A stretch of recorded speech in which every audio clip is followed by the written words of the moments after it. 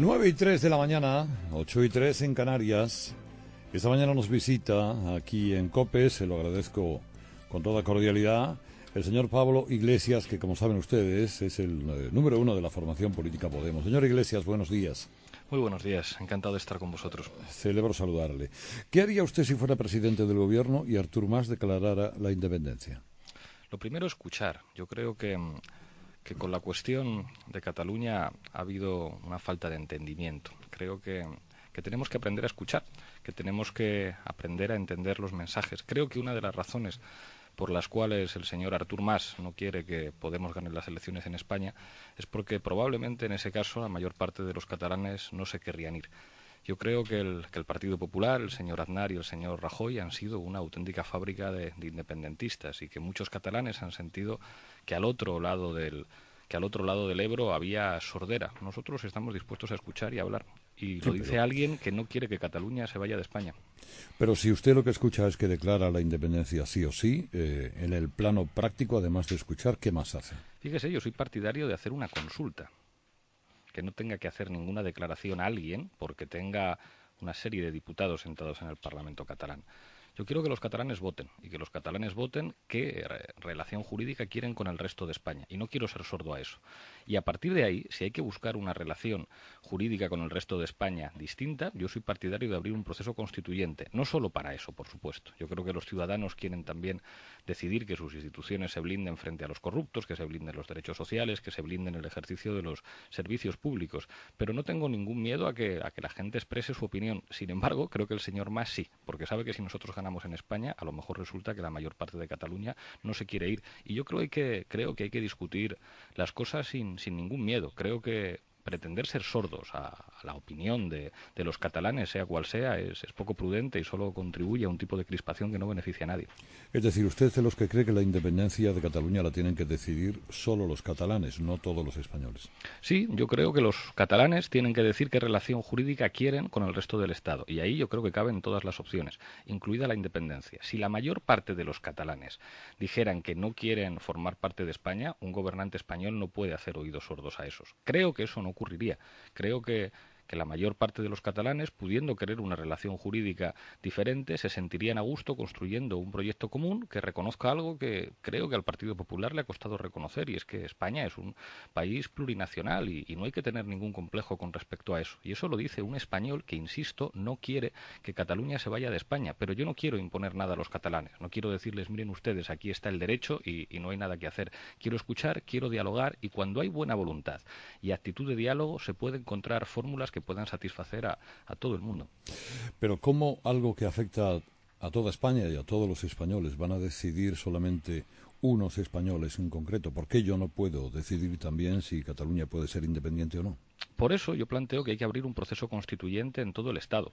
Creo que en el marco de la Constitución española actual es jurídicamente inviable que una parte del país se separe, e incluso jurídicamente inviable establecer una relación jurídica distinta, que es lo que me parece a mí que sería más razonable. Entonces no tengamos ningún miedo y discutamos todos los españoles sobre todas las cosas, y que ahí todas las opciones estén encima de la mesa. Lo que yo creo, Carlos, es que es muy difícil que, si en Cataluña hay mucha gente que piensa de otra forma, podamos simplemente darles la espalda y decir nos vamos a escuchar. E insisto, lo dice alguien que quiere que Cataluña no se vaya de España. Y creo además que con gente como nosotros que está dispuesta a escuchar, la situación actual en la que muchos catalanes de verdad quieren irse cambiaría. Creo que con nosotros buena parte de Cataluña no se querría ir.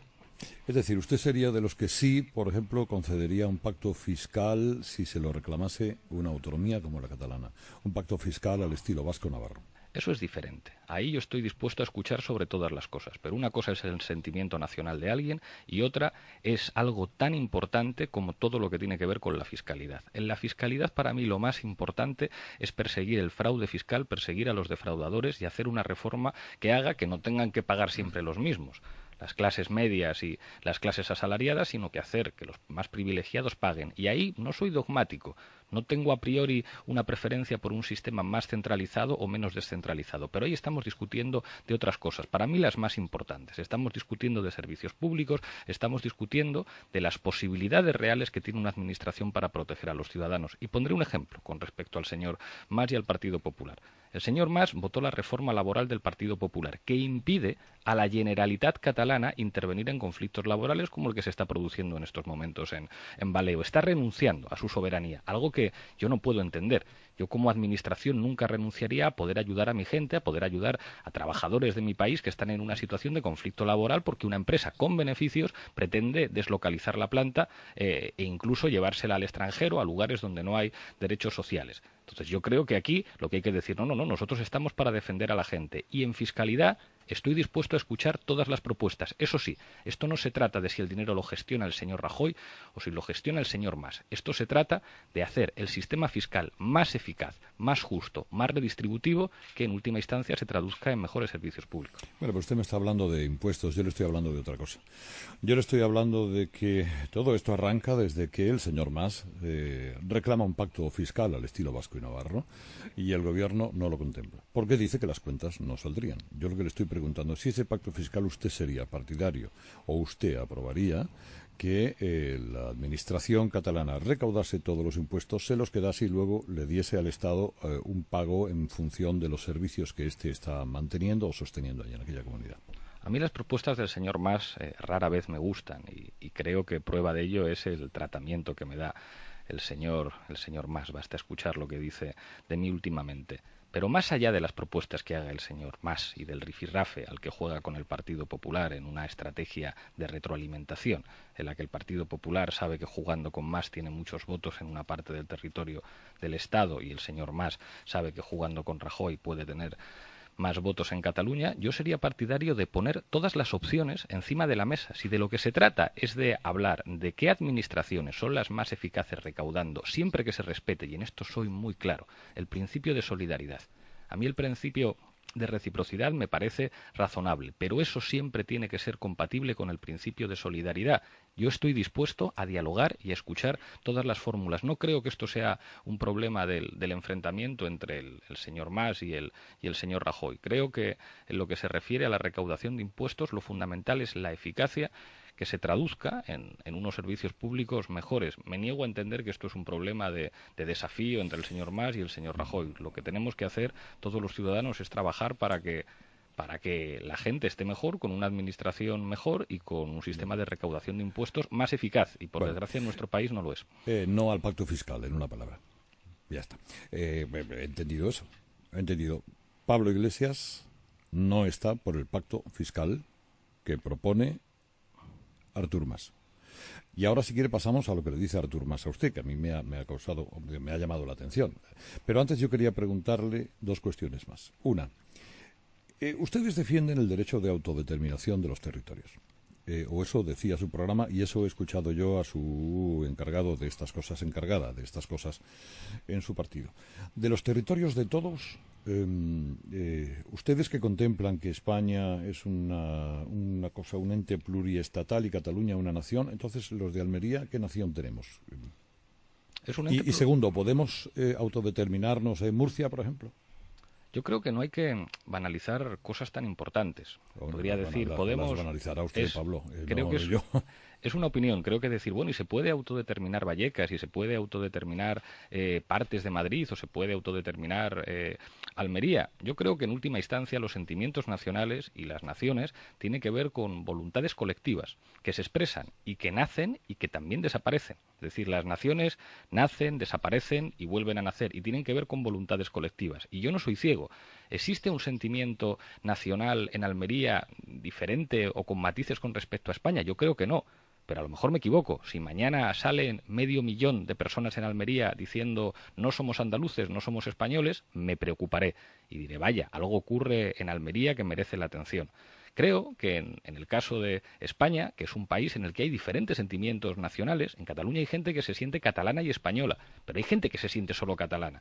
Y eso no es una cosa de 3 o 4 personas, no es algo marginal, no es algo equivalente a que alguien de mi barrio en Vallecas diga, mire usted, yo no soy español, soy vallecano. Es una realidad que se construye a través de instituciones de la sociedad civil. Entonces yo simplemente, que soy español y que no quiero que Cataluña se vaya de España, pero no quiero ser ciego ni quiero ser sordo. Y entiendo que en última instancia no hay que tener miedo a la democracia.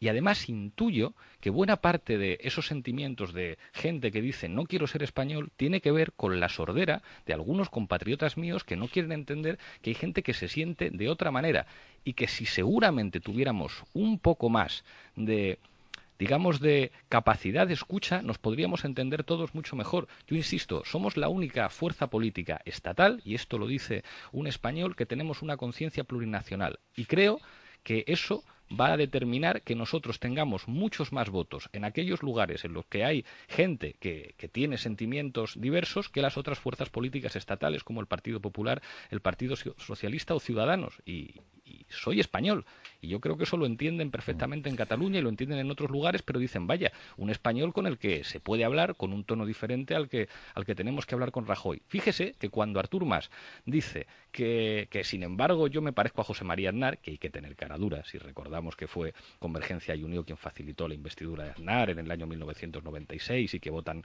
juntos muchísimas cosas, en realidad lo que él teme es que nosotros ganemos, porque si nosotros ganamos se le acaba el chollo, si nosotros ganamos ya no hay excusa, ya no hay la excusa de una España que no escucha y entonces resultará que buena parte de los catalanes dirán, no, o sea, en esta España claro que queremos estar porque se está mucho mejor.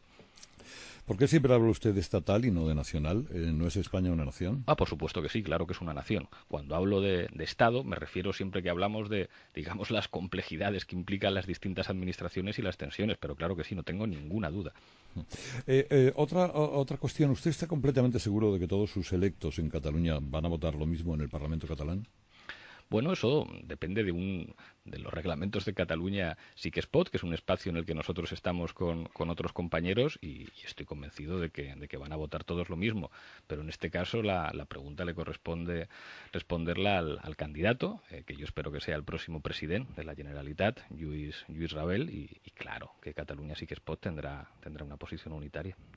Una hipotética victoria de Juntos por el Sí, pero no con el margen máximo, precisaría de algún tipo de apoyo también partidario de la independencia y previsiblemente podrían ser los del CUP, por cierto, que le han dado, como hoy se leía en algunas crónicas de su propia medicina, en alguno de sus mítines en Cataluña, interrumpiéndole, etcétera, etcétera.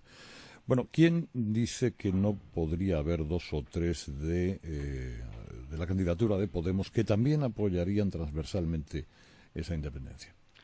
Mire usted, nosotros lo hemos dicho muy claro, la investidura de Mas nosotros no la vamos a apoyar. No la vamos a apoyar y nosotros pensamos que además la diferencia principal en Cataluña no es lo que quieren decir el señor Mas y el señor Rivera, que es un magnífico heredero del Partido Popular. Dicen que hay una Cataluña del sí y una Cataluña del no. Nosotros no estamos ahí. A nosotros nos parece muy bien que haya gente que votara en un eventual referéndum sí, gente que votara no. Nosotros lo que decimos es eso se resuelve con el derecho a decidir, pero aquí hay que hablar de servicios públicos y hay que hablar del fracaso del señor Mas en una gestión que ha implicado la reducción de médicos, la reducción de maestros y que lo tenga claro todo el mundo.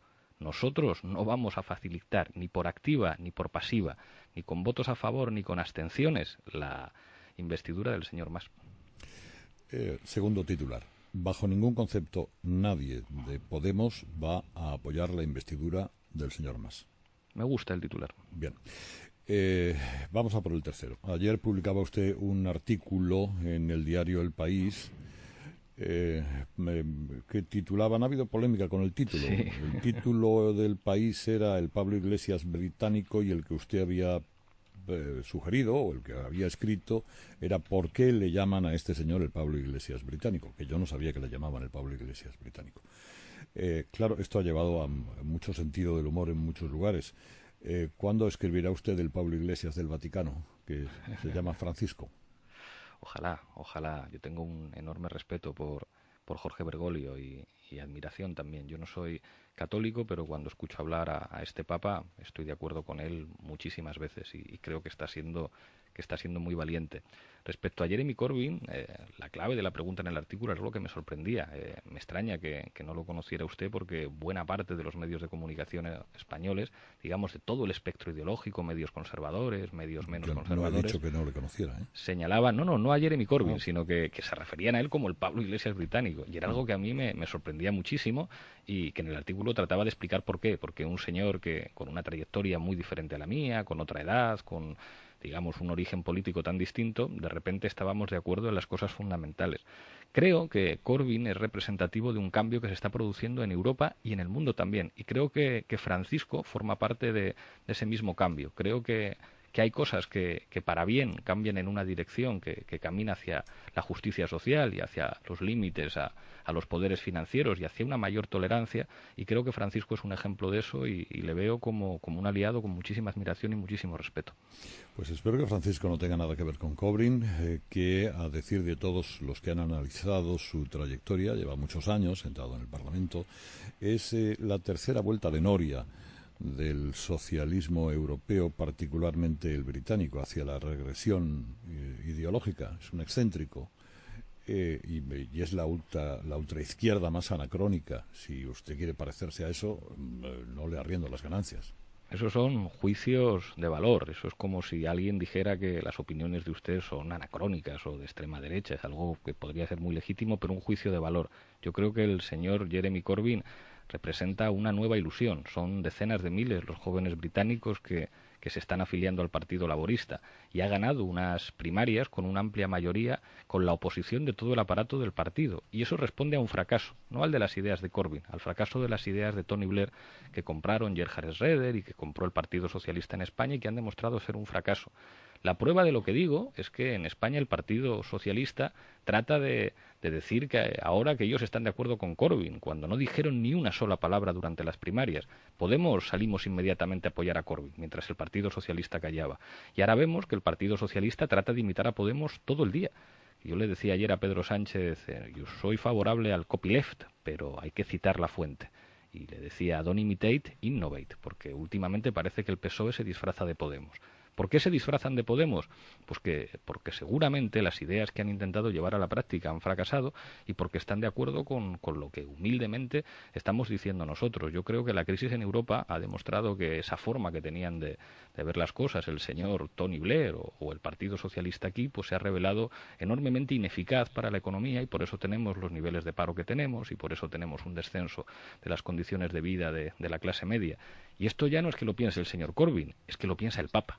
Es que Bergoglio dice el sistema financiero ha cometido abusos. Es que Bergoglio dice hay que defender la justicia social. Es que Bergoglio está diciendo la desigualdad es uno de los principales problemas. Creo que los dos parten de un movimiento de renovación y yo no pondría ninguna etiqueta a ese movimiento de renovación. En realidad lo que está diciendo Corbyn y lo que estamos diciendo nosotros es algo muy sencillo. Estamos diciendo, pues habrá que hacer políticas expansivas, habrá que hacer una reforma fiscal más justa para que paguen los ricos, tendremos que perseguir el fraude fiscal, habrá que defender los servicios públicos, no puede ser que las decisiones las tomen siempre poderes financieros, hay que reforzar el papel de los parlamentos. Yo no veo ningún extremismo en eso. Vamos a nacionalizar empresas en los sectores estratégicos, vamos a nacionalizar los medios de comunicación. Eso de que los medios de comunicación estén en manos privadas, etcétera, etcétera, son ideas suyas, por otra parte, que me imagino que comparte el señor Corbyn. No sé si hablamos de Corbyn o de mí. Yo con respecto a los medios de comunicación me conformaría con que tuviéramos medios públicos como la BBC. Yo creo que el Partido Popular, por desgracia, ha convertido Televisión Española o Telemadrid en medios de propaganda de partido. Yo creo que los medios privados, digamos que pueden tener la línea ideológica que quieran, y en este aspecto yo lo que digo es que ojalá sean muchos más, que un problema con los medios de comunicación privados no es el hecho de que hubiera que nacionalizarlos. Yo no estoy de acuerdo con eso. Yo lo que digo es facilitemos la competencia para que haya más. En España hay un problema. Hay dos grandes grupos de comunicación que se lo reparten prácticamente todo. Ojalá en lugar de 2 hubiera 15 o 16 y hubiera más iniciativa privada en el ámbito de los medios de comunicación. Eso sí, los públicos no pueden ser los medios de comunicación del partido que gobierne. Los medios públicos tienen que ser los medios públicos de todos los ciudadanos y tienen la obligación, por el hecho de ser públicos, de ser un ejemplo de deontología profesional. Tienen que ser una referencia para el periodismo. Cuando un estudiante vaya a estudiar periodismo, los medios públicos tienen que ser el punto de referencia. Y la BBC británica creo que es un buen ejemplo. Hombre, entonces ha cambiado usted de opinión, porque en el 2013 decía que si la comunicación es un derecho no puede estar en manos privadas. Y esa afirmación es cierta. Lo que son derechos no puede estar exclusivamente en manos privadas. Por eso estará usted de acuerdo conmigo en que tienen que existir los medios públicos que tienen la obligación, por ley, de informar a los ciudadanos y de proteger ese derecho. Que eso se puede complementar con la existencia de medios privados, a mí me parece maravilloso. Creo además que en España los medios privados están demostrando mayores niveles de libertad de expresión que los medios públicos en manos del Partido Popular. Lo que hemos visto con Canal Nou, con Telemadrid o incluso con Televisión Española es un ejemplo de ello. A mí me entrevistan más en medios de comunicación privados que en medios de comunicación públicos. ¿Cómo voy a estar yo en contra de eso? Yo lo que digo es que haya el mayor número de ellos posibles. Y eso sí, los públicos que tienen que garantizar el derecho a la información tienen que ser medios de todos los ciudadanos. No puede ser que alguien que vote al Partido Popular, si el Partido Popular no gana las elecciones, tenga que dejar de escuchar la televisión pública o la radio pública. Todo el mundo tiene que escuchar la radio pública independientemente de quién gobierne y tener la sensación, como quien escucha la BBC, de que escucha un medio de comunicación riguroso y serio. El señor Monedero acaba de declarar, acaba de escribir, o escribió ayer, que la detención de Leopoldo López le parece justa y razonable, la condena a 14 años, y le comparó además con los entornos etarras que han creado, le acusa directamente de las 43 muertes como ha hecho el régimen de Maduro y de los herederos de Chávez, de la muerte de 43 personas en una manifestación. ¿Eso a usted le parece una vileza? Yo respeto la opinión de todo el mundo y también la opinión de Juan Carlos y aunque en esto no coincidimos en todo, creo que señala algunas cosas muy serias. Yo siempre digo que en Venezuela hay una enorme tensión y esa tensión yo creo que revela muchísimos errores por parte del gobierno, pero también muchísimos errores por parte de la oposición. Yo creo que el señor López está bien que defienda sus ideas y fíjese que se trata de un extremista. Esto no lo digo yo y lo dice el gobierno, lo dice la oposición moderada venezolana. Pregunte al señor Capriles lo que piensa del señor López. Y yo creo que está bien que defienda sus ideas y sin embargo, por desgracia, muchas veces en Venezuela hemos visto a líderes opositores alentar golpes de Estado. En cualquier caso, lo que yo digo es, no me gusta que nadie pueda ir a la cárcel por defender sus ideas. Me gustaría que todo el mundo se pudiera presentar a las elecciones y me gustaría además que Venezuela no fuera un tema de conversación, digamos, para evitar hablar de política española. O sea, tengo la sensación de que Venezuela se ha convertido en la excusa ideal para no hablar de lo que realmente afecta a los ciudadanos de nuestro país. Yo estoy encantado de hablar de cualquier cosa, pero me sorprende el interés que tienen algunos para que no se hable del paro, para que no se hable de los recortes, de la corrupción en España o de la ley Mordaza, que tendría implicaciones jurídicas mucho más graves que las que ha tenido el juicio del señor López. Y a mí me sorprende que usted quiera evitar concretamente todo. No, bueno, no me sorprende, no me extraña, porque ustedes en Podemos han estado íntimamente ligados o cercanos, cuando menos incluso a través de trabajos de asesoramiento al régimen venezolano. No me extraña que no quiera usted hablar de Venezuela porque no es precisamente un plato de gusto. Yo estoy dispuesto a hablar de cualquier cosa, de cualquier cosa. Otra cosa es que tenga la impresión de que algunos quieren hablar de lo que ocurre muy lejos para no hablar de España. Yo he estado en Venezuela solamente 3 veces y la vez que más estuve un mes. Y el trabajo que ha hecho gente que conozco y que algunos han acabado en Podemos y otros no, le hablo de gente del Partido Socialista también que ha estado en Venezuela, era asesorar sobre lo que sabíamos de nuestro país, sobre cómo se había hecho la Constitución en España, sobre cómo se había hecho el sistema de seguridad social en España, hablar de lo que, profesores de Derecho, profesores de Ciencia Política españoles pueden contar en un país que estaba emprendiendo reformas. Algunas de esas reformas a mí me parece que fueron positivas y otras no. Y creo que esos fracasos explican de alguna manera cosas que no me gustan que ocurren en Venezuela, a pesar de que algunas de las cosas que se hicieron estuvieron bien. Y nosotros encantados de hablar de Venezuela o de cualquier otro país, pero es muy sorprendente, por ejemplo, que nadie tenga interés en hablar de Arabia Saudí y de las relaciones económicas que tiene nuestro país con una dictadura, o que cuando se habla de Venezuela nadie diga, oiga usted, porque el Partido Popular cuando gobierna vende material militar al gobierno de Venezuela o material antidisturbios a su policía para acto seguido hablar de problemas de derechos humanos. Creo que hay una doble moral que aparece cuando se hablan de estos temas, pero yo encantado de discutir de cualquier cosa. Tercer titular, ¿es injusto el encarcelamiento de López? Cuarto titular, si yo fuera presidente del gobierno no le vendería armas a Venezuela. Quinto, le pregunto, ¿usted si fuera presidente del gobierno eliminaría las vallas de Ceuta y Melilla? Si yo fuera presidente del Gobierno, apostaría por una cosa que hemos dicho en los parlamentos autonómicos y en el Parlamento Europeo. Trabajaría para eliminar el protocolo Dublín III, que impide que una persona pueda pedir el derecho de asilo en su país o en un país de tránsito. Y explico lo que significa esto. Todos vimos la imagen de ese niño muerto en la playa. Lo que hay detrás de la imagen de ese niño muerto en la playa es que su familia, que tenía derecho al asilo, no pudo pedirlo en un consulado o en una embajada de la Unión Europea en Turquía. Lo que nosotros estamos diciendo es que se cumpla la legislación internacional sobre derechos humanos y que esas familias puedan pedir el asilo al que tienen derecho reconocido por ley en embajadas o en consulados del país de origen, y si no es posible en el país de origen, porque en Siria la situación es muy difícil, puedan pedirlo en países de tránsito y no tener que jugarse la vida en una patera. Lo que nosotros diríamos es, no puede ser que nos gastemos la mayor parte del dinero en hacer las vallas más altas o en reforzarlas con concertinas, sino que tenemos que gastárnoslo en ayudar a los refugiados y en hacer una política exterior inteligente y moderada con estos países. La estrategia de la guerra de Irak, la estrategia de las bombas, lo que ha generado es más terrorismo y lo que ha hecho es hacer crecer la amenaza terrorista. Yo lo que digo es, si tenemos una escuela diplomática, si tenemos una tradición de intervención en las relaciones internacionales que tiene que ver con la diplomacia y con la inteligencia, y sabiendo que los programas de apoyo y desarrollo son más eficaces que las bombas, quizá deberíamos ser más prudentes a este respecto. Sexto titular, si está usted de acuerdo conmigo, Pablo Iglesias ya no pide la eliminación de las vallas de Ceuta y Melilla.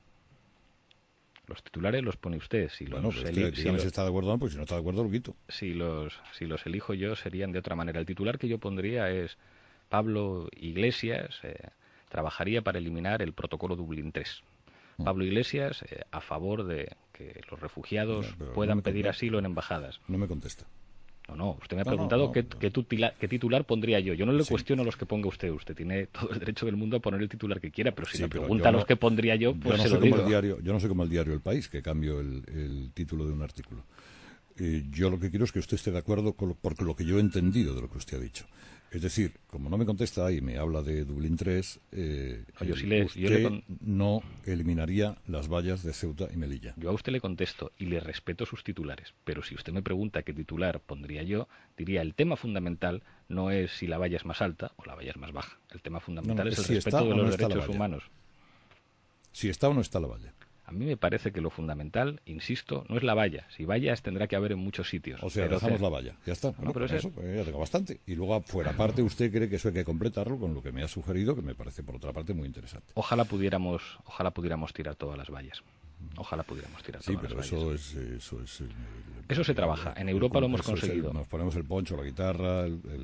ponchos y guitarras el corderito de Norit y tal. Ojalá no hubiera vallas y fronteras. Ni ponchos, ni guitarras, ni corderito de Norit. Nos podemos ir a comer un cordero asado, el de Norit o el que usted quiera, y en Europa los acuerdos de Schengen hacen que haya libre circulación de personas. Ojalá podemos trabajar para que el derecho de asilo sea una realidad, y ojalá podemos trabajar para que nadie se vea obligado a irse de su país por una situación de conflicto bélico o por una situación de pobreza y de dificultades económicas. Tengo alguna pregunta más para mis compañeros. Me está levantando la mano y quieren saludarle porque son seguidores suyos. Ángel Expósito, por ejemplo. Sí, buenos días, Pablo. ¿Qué tal, Ángel? Dos cuestiones, las hago muy rápidas. La primera, si el PSOE ya no es casta, y el PP Convergencia sí, pero el PSOE ya no es casta desde que se gobierna con ellos, o gracias a ellos, en Madrid, en Cádiz, en Valencia, en Barcelona, etcétera. Y la segunda, hace exactamente 2 años, en uno de esos 3 viajes a Venezuela, dijiste algo así, entre comillas, siento envidia del pueblo venezolano y este modelo de democracia tiene que invadir, creo que fue el verbo, tiene que invadir países del sur de Europa, los PICs, Portugal, Italia, Grecia y España. ¿Mantienen las dos afirmaciones? Contesto a las dos. Con respecto a la primera, casta es aquel que utiliza sus privilegios políticos para beneficiarse en contra del interés de los ciudadanos. Quien termina en un consejo de administración después de ser ministro, después de ser consejero autonómico, después de ser presidente, es casta. Esté en el PSOE, esté en Convergencia y Unió o esté en el Partido Popular. Ningún partido se ha limpiado de eso. Yo sé que en el Partido Socialista, como en otros partidos, hay gente honrada, hay gente con la que nos podemos entender en el PSOE y en otros partidos. Eso sí, quien utilice el haber sido un cargo público para su propio beneficio, quien se convierta en un privilegiado, quien termine en consejos de administración, es casta, esté en el PSOE o esté en otro partido. Respecto a la segunda afirmación, hay algunas cosas que se hicieron en Venezuela que a mí me gustaron y que me siguen gustando. Hay una, por ejemplo, que me encantaría que se hiciera en todas partes, que es la revocabilidad de los mandatos. A mí me encantaría que cualquier cargo público, si se recogen una serie de firmas y se cumplen una serie de requisitos, pudiera ser revocado por los electores.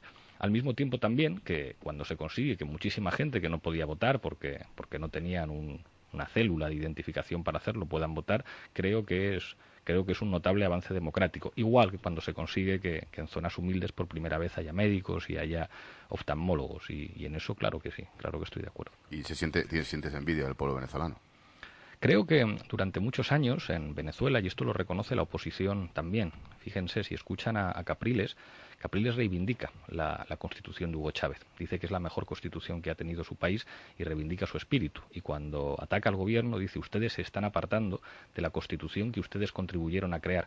Creo que durante muchos años hubo en Venezuela una enorme ilusión de participación popular y de posibilidades de reformas. Creo que buena parte de esa ilusión se ha frustrado, pero creo que esa ilusión era algo positivo. Fernando. ¿Qué tal? Buenos días, señor Iglesias. Buenos días. Yo me voy a situar un poco en el futuro, en el 21 de diciembre, para ser exactos. Ahí habrá 4 partidos que tendrán una representación más grande que los demás, seguramente, uno de ellos el suyo, y se abrirá una legislatura sin duda regeneracionista y reformista. Con pactos. Entonces yo le pregunto, aparte de los pactos que pueden hacer el PP y el PSOE, por ejemplo, que yo creo que los harán, ¿usted cree que es posible un gran pacto regeneracionista en el que esté el Jeremy Corbyn español y el Cameron español?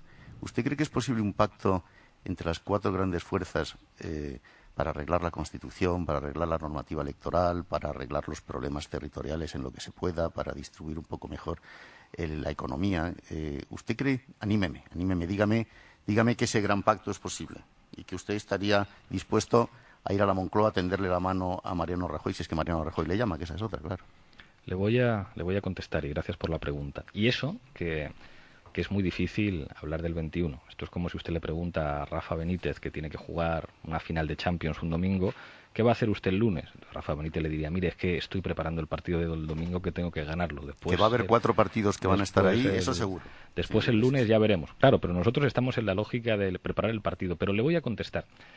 Si yo pienso que es posible que 4 grandes formaciones políticas que haya en España se pongan de acuerdo para, digamos, llevar a cabo reformas en la Constitución, creo que, por desgracia, la posición de algunas fuerzas políticas hace que eso sea muy difícil. Y digo que por desgracia, porque mi voluntad sería la del diálogo y la del acuerdo. Con respecto al Partido Socialista, lo digo siempre, creo que el Partido Socialista cambia cuando nosotros estamos por delante. Si nosotros estamos por delante del Partido Socialista, entonces el Partido Socialista asume que las cosas se pueden hacer de otra manera. Por eso yo digo siempre, el voto útil en las elecciones en Cataluña y en las elecciones en España, el voto útil de los socialistas, que hay muchos que me paran por la calle y me dicen, mira, yo he sido votante socialista toda mi vida y estoy harto de lo que han hecho y os voy a votar a vosotros.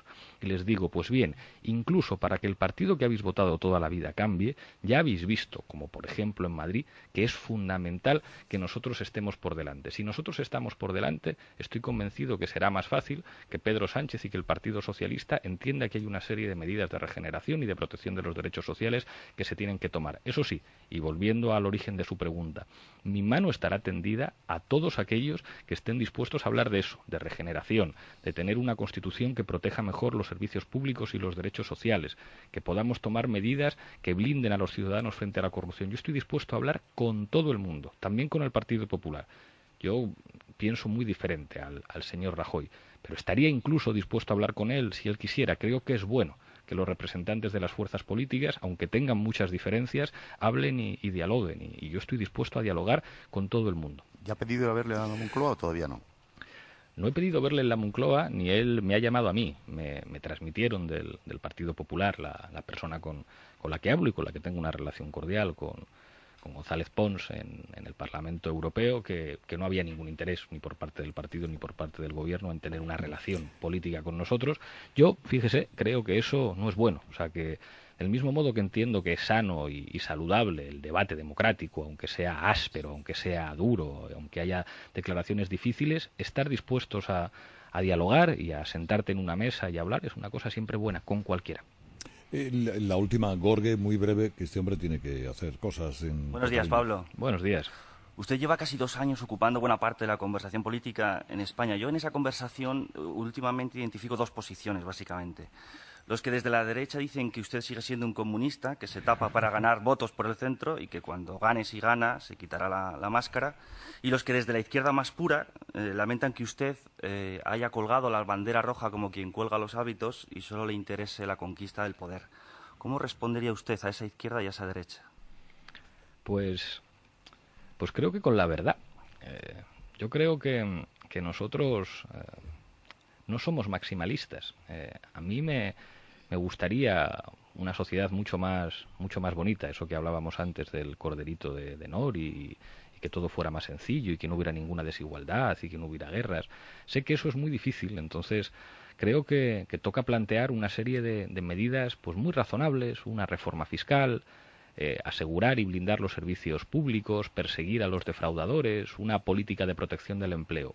Eso que yo digo, a algunos les parece enormemente radical. Le parece que eso es el comunismo, decir que hay que hacer una reforma fiscal o incluso que el sector público tiene que tener la capacidad de controlar algunos sectores estratégicos, que esto lo dice la Constitución del 78. Esto para algunos es el comunismo. Y para otros, maximalistas, que no aspiran a gobernar y que no querrían gobernar, porque gobernar implica enfrentarse a muchas contradicciones, eso parece una claudicación y una entrega al capitalismo. Yo sé que el capitalismo es un sistema ontológicamente abyecto, pero soy consciente que ganando unas elecciones es muy difícil cambiar las cosas, y entiendo que la economía de mercado es una realidad y que se trata de proteger a la gente en condiciones que seguramente, si hacemos un análisis teórico, pues nos parecen terribles. Me considero una persona pragmática y moderada. Creo que mi pragmatismo y mi moderación para algunos es un radicalismo comunista y para otros es un reformismo excesivo. ¿Qué le voy a hacer? En la centralidad del tablero estamos.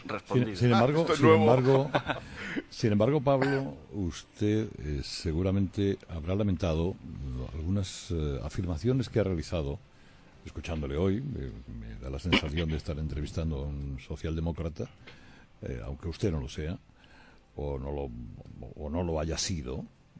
Todos tenemos derecho a la evolución. Habrá cosas que, si en algún momento no hubiera escrito, hubiera sido mejor. Por ejemplo, usted dijo un día que el himno nacional le parecía una cutre pachanga fachosa. ¿Sigue pensando lo mismo? Y si no es así, ¿por qué? Nunca dije tal cosa. Lo escribió.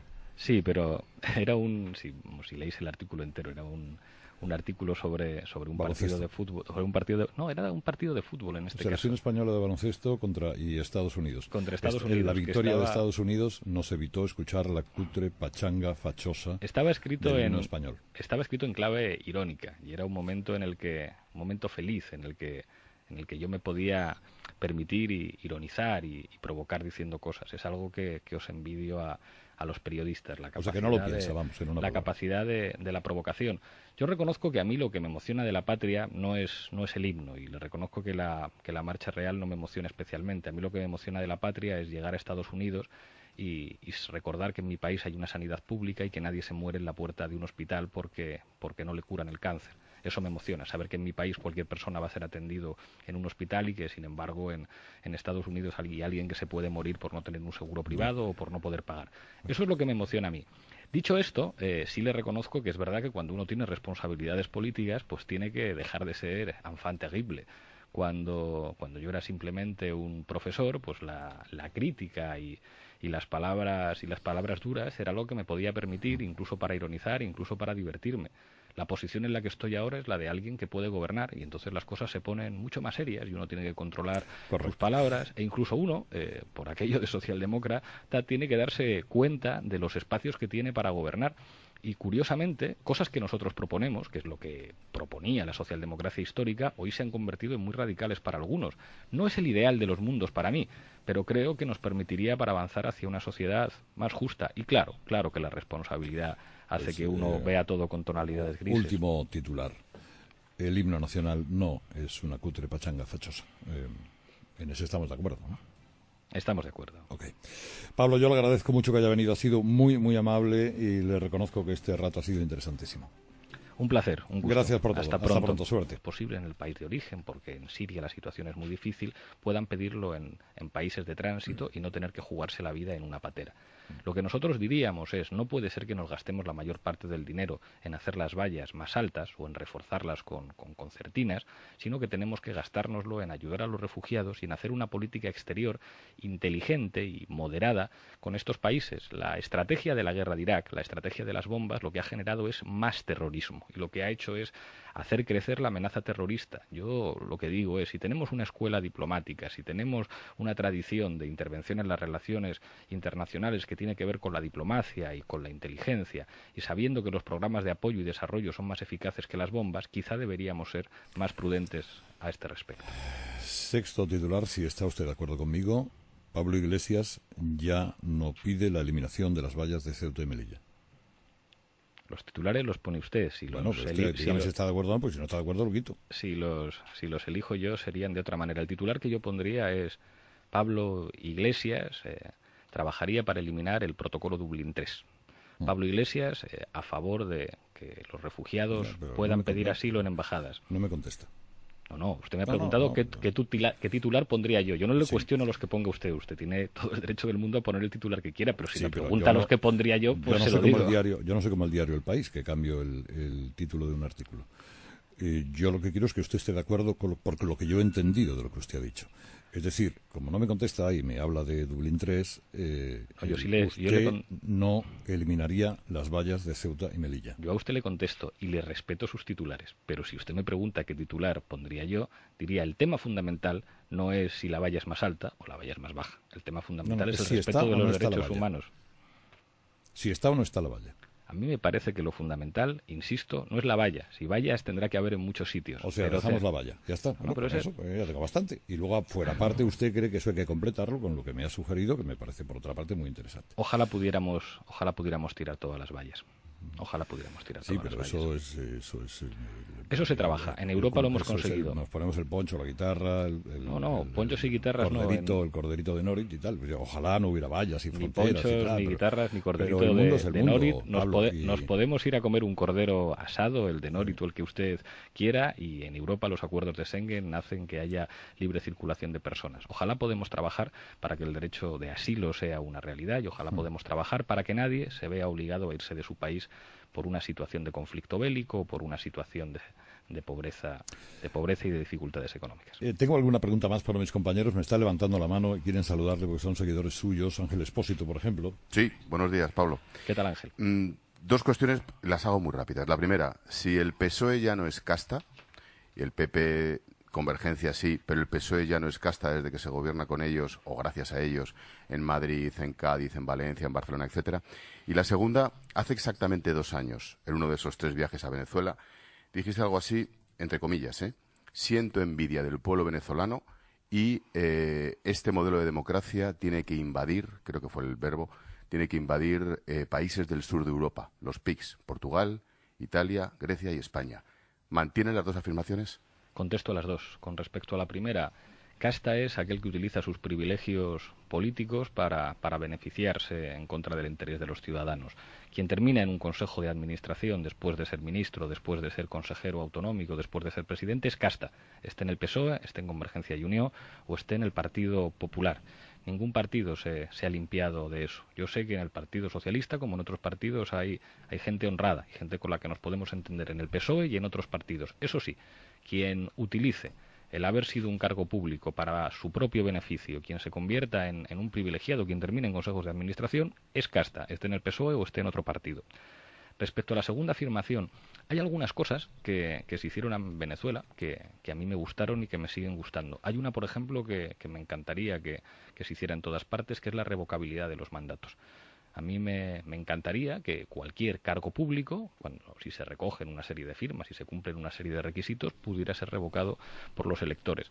Al mismo tiempo también que cuando se consigue que muchísima gente que no podía votar porque no tenían una célula de identificación para hacerlo puedan votar, creo que es un notable avance democrático. Igual que cuando se consigue que en zonas humildes por primera vez haya médicos y haya oftalmólogos. Y en eso claro que sí, claro que estoy de acuerdo. ¿Y sientes envidia del pueblo venezolano?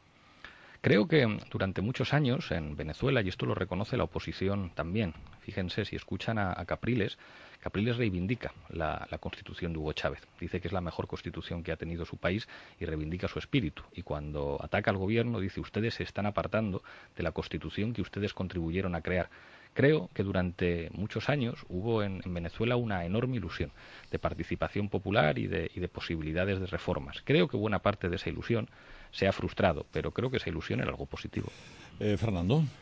¿Qué tal? Buenos días, señor Iglesias. Buenos días. Yo me voy a situar un poco en el futuro, en el 21 de diciembre, para ser exactos. Ahí habrá 4 partidos que tendrán una representación más grande que los demás, seguramente, uno de ellos el suyo, y se abrirá una legislatura sin duda regeneracionista y reformista, con pactos. Entonces yo le pregunto, aparte de los pactos que pueden hacer el PP y el PSOE, por ejemplo, que yo creo que los harán, ¿usted cree que es posible un gran pacto regeneracionista en el que esté el Jeremy Corbyn español y el Cameron español? ¿Usted cree que es posible un pacto entre las 4 grandes fuerzas para arreglar la Constitución, para arreglar la normativa electoral, para arreglar los problemas territoriales en lo que se pueda, para distribuir un poco mejor la economía? ¿Usted cree? Anímeme, dígame. No la vamos a apoyar y nosotros pensamos que además la diferencia principal en Cataluña no es lo que quieren decir el señor Mas y el señor Rivera, que es un magnífico heredero del Partido Popular. Dicen que hay una Cataluña del sí y una Cataluña del no. Nosotros no estamos ahí. A nosotros nos parece muy bien que haya gente que votara en un eventual referéndum sí y gente que votara no. Nosotros lo que decimos es eso, se resuelve con el derecho a decidir, pero aquí hay que hablar de servicios públicos y hay que hablar del fracaso del señor Mas en una gestión que ha implicado la reducción de médicos, la reducción de maestros, y que lo tenga claro todo el mundo. Nosotros no vamos a facilitar ni por activa ni por pasiva, ni con votos a favor ni con abstenciones, la investidura del señor Mas.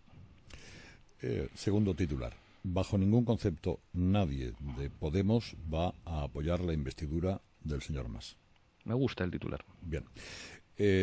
Vamos a por el tercero. Ayer publicaba usted un artículo en el diario El País que titulaban, ha habido polémica con el título. Sí. El título del País era el Pablo Iglesias británico y el que usted había sugerido, o el que había escrito, era ¿por qué le llaman a este señor el Pablo Iglesias británico? Que yo no sabía que le llamaban el Pablo Iglesias británico. Claro, esto ha llevado a mucho sentido del humor en muchos lugares. ¿Cuándo escribirá usted el Pablo Iglesias del Vaticano, que se llama Francisco?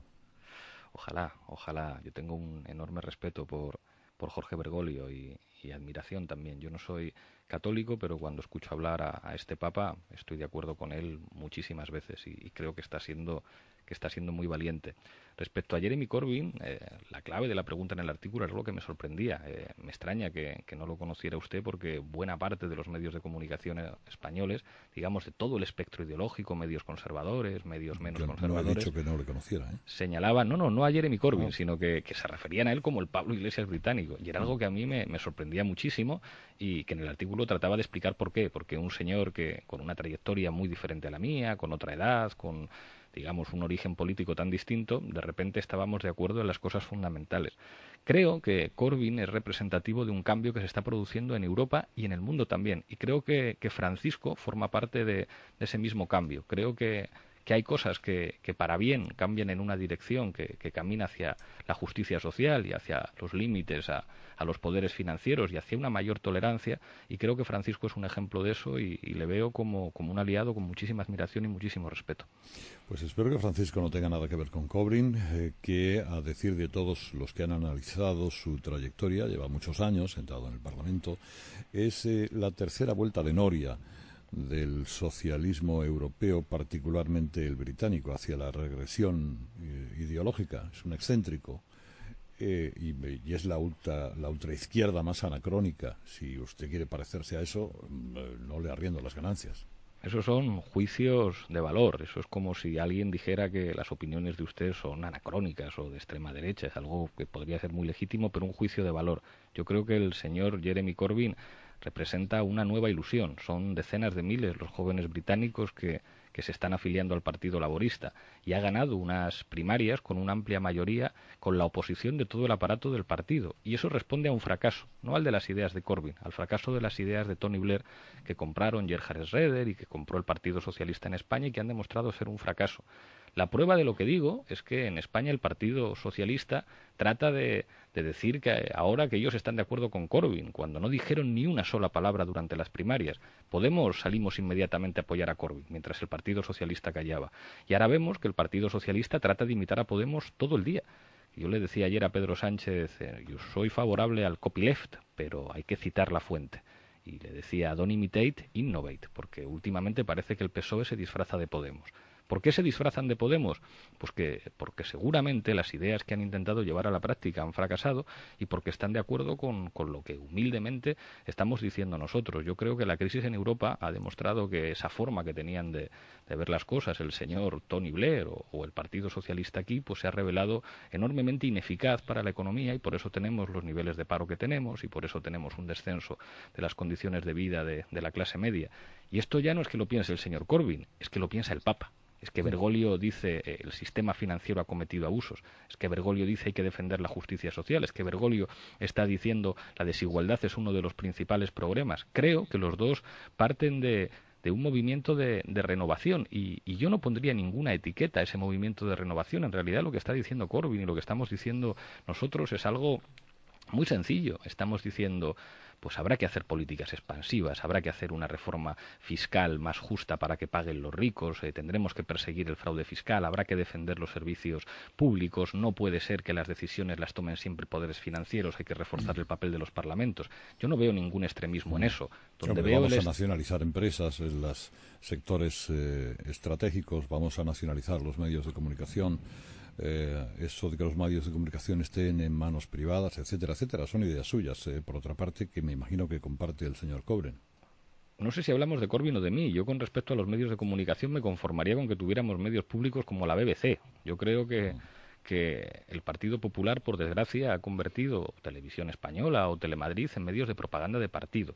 Yo creo que los medios privados, digamos que pueden tener la línea ideológica que quieran, y en este aspecto yo lo que digo es que ojalá sean muchos más, que un problema con los medios de comunicación privados no es el hecho de que hubiera que nacionalizarlos. Yo no estoy de acuerdo con eso. Yo lo que digo es facilitemos la competencia para que haya más. En España hay un problema, hay dos grandes grupos de comunicación que se lo reparten prácticamente todo. Ojalá en lugar de 2 hubiera 15 o 16 y hubiera más iniciativa privada en el ámbito de los medios de comunicación. Eso sí, los públicos no pueden ser los medios de comunicación del partido que gobierne. Los medios públicos tienen que ser los medios públicos de todos los ciudadanos y tienen la obligación, por el hecho de ser públicos, de ser un ejemplo de deontología profesional. Tienen que ser una referencia para el periodismo. Cuando un estudiante vaya a estudiar periodismo, los medios públicos tienen que ser el punto de referencia. Y la BBC británica creo que es un buen ejemplo. Hombre, entonces ha cambiado usted de opinión, porque en el 2013 decía que si la comunicación es un derecho no puede estar en manos privadas. Y esa afirmación es cierta. Lo que son derechos no puede estar exclusivamente en manos privadas. Por eso estará usted de acuerdo conmigo en que tienen que existir los medios públicos que tienen la obligación, por ley, de informar a los ciudadanos y de proteger ese derecho.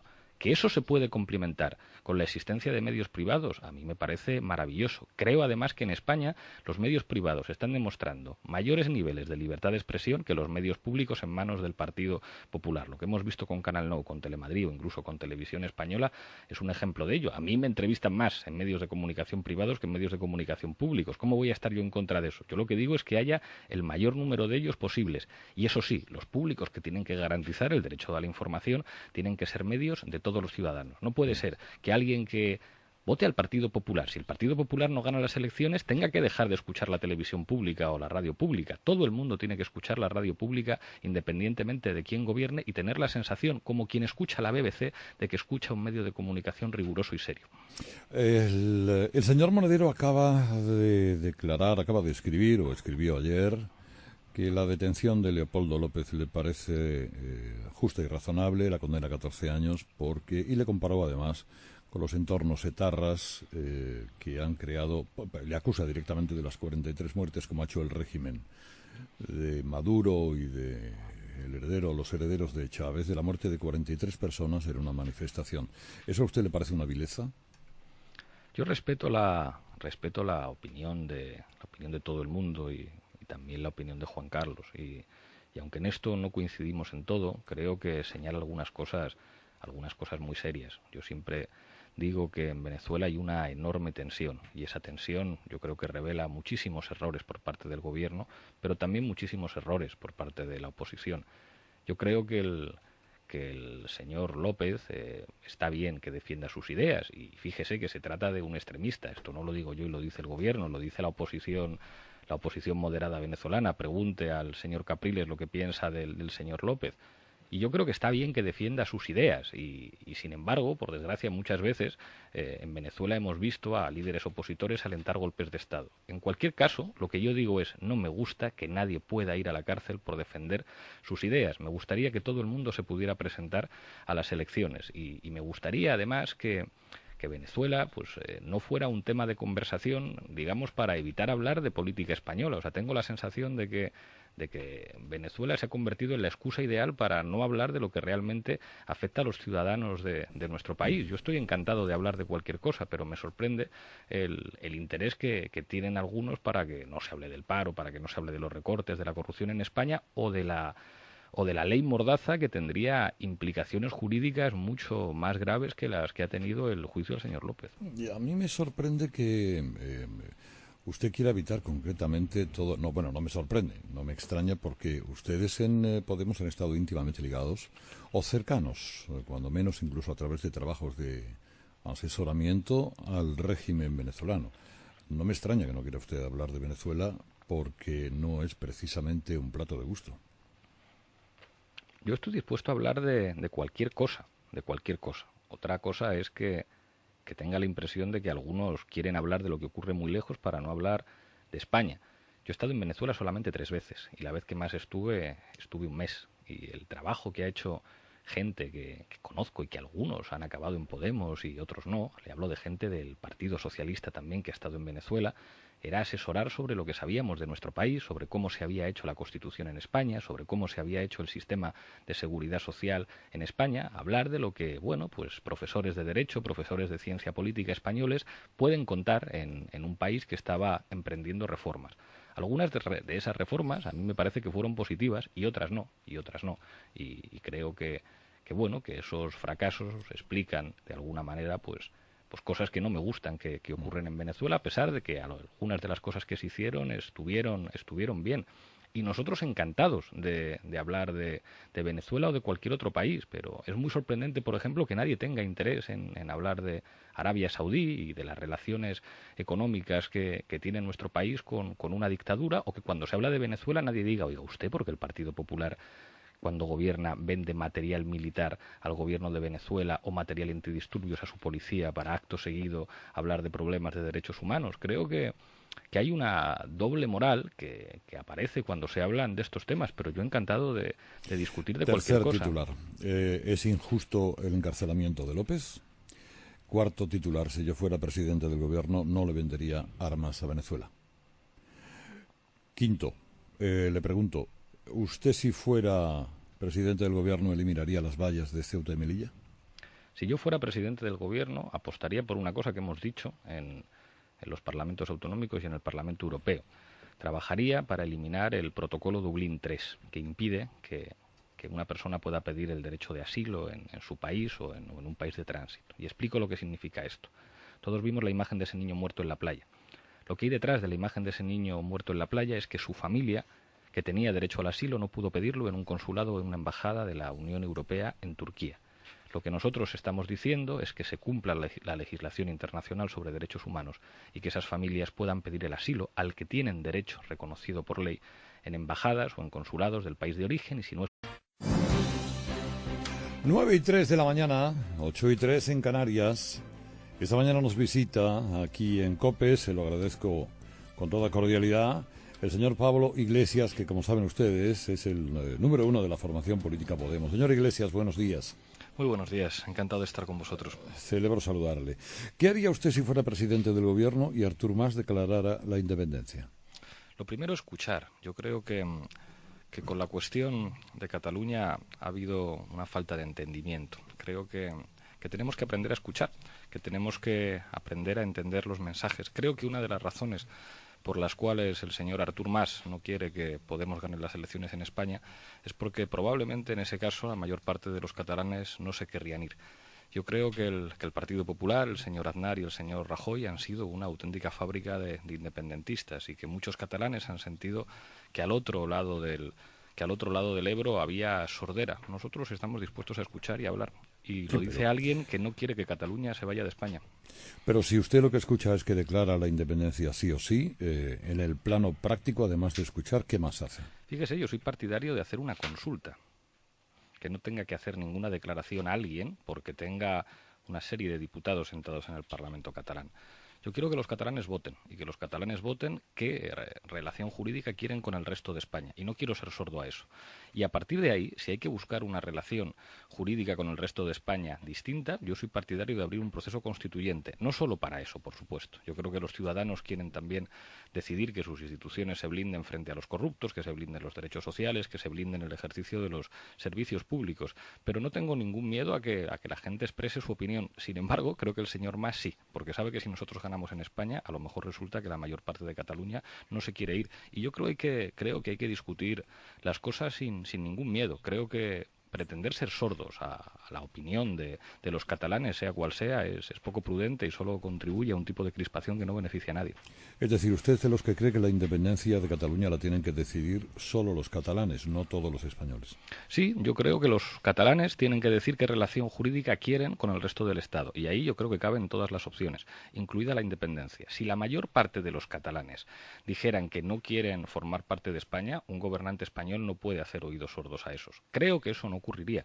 Creo que la mayor parte de los catalanes, pudiendo querer una relación jurídica diferente, se sentirían a gusto construyendo un proyecto común que reconozca algo que creo que al Partido Popular le ha costado reconocer, y es que España es un país plurinacional y no hay que tener ningún complejo con respecto a eso. Y eso lo dice un español que, insisto, no quiere que Cataluña se vaya de España. Pero yo no quiero imponer nada a los catalanes. No quiero decirles, miren ustedes, aquí está el derecho y no hay nada que hacer. Quiero escuchar, quiero dialogar, y cuando hay buena voluntad y actitud de diálogo se puede encontrar fórmulas que puedan satisfacer a todo el mundo.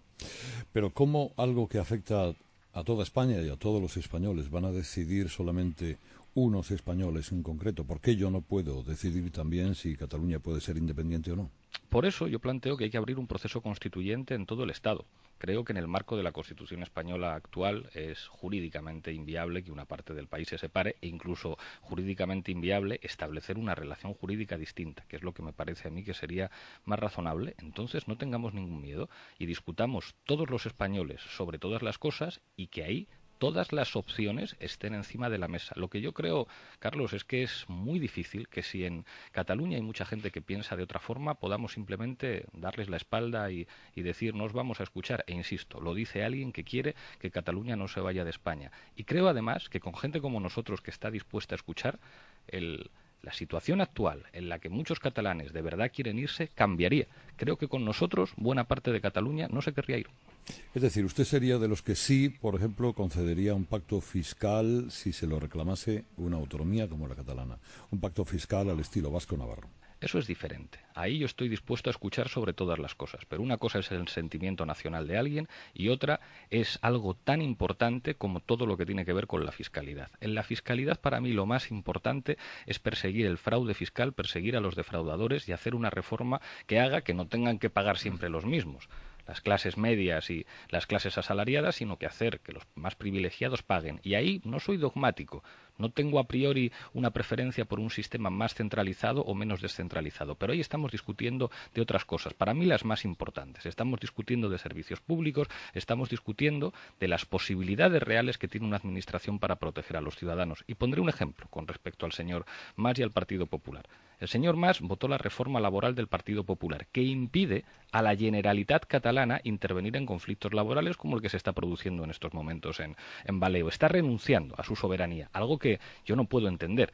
Yo como administración nunca renunciaría a poder ayudar a mi gente, a poder ayudar a trabajadores de mi país que están en una situación de conflicto laboral porque una empresa con beneficios pretende deslocalizar la planta e incluso llevársela al extranjero, a lugares donde no hay derechos sociales. Entonces yo creo que aquí lo que hay que decir, no, nosotros estamos para defender a la gente. Y en fiscalidad estoy dispuesto a escuchar todas las propuestas. Eso sí, esto no se trata de si el dinero lo gestiona el señor Rajoy o si lo gestiona el señor Mas. Esto se trata de hacer el sistema fiscal más eficaz, más justo, más redistributivo, que en última instancia se traduzca en mejores servicios públicos. Bueno, pues usted me está hablando de impuestos, yo le estoy hablando de otra cosa. Yo le estoy hablando de que todo esto arranca desde que el señor Mas reclama un pacto fiscal al estilo vasco y navarro y el gobierno no lo contempla. Porque dice que las cuentas no saldrían. Yo lo que le estoy preguntando es si ese pacto fiscal usted sería partidario o usted aprobaría que la administración catalana recaudase todos los impuestos, se los quedase y luego le diese al Estado un pago en función de los servicios que éste está manteniendo o sosteniendo allá en aquella comunidad. A mí las propuestas del señor Mas rara vez me gustan y creo que prueba de ello es el tratamiento que me da el señor Mas. Basta escuchar lo que dice de mí últimamente. Pero más allá de las propuestas que haga el señor Mas y del rifirrafe al que juega con el Partido Popular en una estrategia de retroalimentación, en la que el Partido Popular sabe que jugando con Mas tiene muchos votos en una parte del territorio del Estado y el señor Mas sabe que jugando con Rajoy puede tener más votos en Cataluña, yo sería partidario de poner todas las opciones encima de la mesa. Si de lo que se trata es de hablar de qué administraciones son las más eficaces recaudando, siempre que se respete, y en esto soy muy claro, el principio de solidaridad. A mí el principio de reciprocidad me parece razonable, pero eso siempre tiene que ser compatible con el principio de solidaridad. Yo estoy dispuesto a dialogar y a escuchar todas las fórmulas. No creo que esto sea un problema del enfrentamiento entre el señor Mas y el señor Rajoy. Creo que en lo que se refiere a la recaudación de impuestos, lo fundamental es la eficacia, que se traduzca en unos servicios públicos mejores. Me niego a entender que esto es un problema de desafío entre el señor Mas y el señor Rajoy. Lo que tenemos que hacer todos los ciudadanos es trabajar para que la gente esté mejor, con una administración mejor y con un sistema de recaudación de impuestos más eficaz. Y por desgracia en nuestro país no lo es. No al pacto fiscal, en una palabra. Ya está. He entendido eso. He entendido. Pablo Iglesias no está por el pacto fiscal que propone Artur Mas. Y ahora, si quiere, pasamos a lo que le dice Artur Mas a usted, que a mí me ha llamado la atención. Pero antes yo quería preguntarle dos cuestiones más. Una, ustedes defienden el derecho de autodeterminación de los territorios. O eso decía su programa, y eso he escuchado yo a su encargada de estas cosas en su partido. De los territorios de todos, ustedes que contemplan que España es una cosa, un ente pluriestatal y Cataluña una nación, entonces los de Almería, ¿qué nación tenemos? Es un ente y segundo, ¿podemos autodeterminarnos en Murcia, por ejemplo? Yo creo que no hay que banalizar cosas tan importantes. Podría decir, podemos... Las banalizará usted, Pablo. Creo que es una opinión. Creo que decir, bueno, y se puede autodeterminar Vallecas, y se puede autodeterminar partes de Madrid, o se puede autodeterminar Almería. Yo creo que en última instancia los sentimientos nacionales y las naciones tienen que ver con voluntades colectivas, que se expresan y que nacen y que también desaparecen. Es decir, las naciones nacen, desaparecen y vuelven a nacer, y tienen que ver con voluntades colectivas. Y yo no soy ciego. ¿Existe un sentimiento nacional en Almería diferente o con matices con respecto a España? Yo creo que no.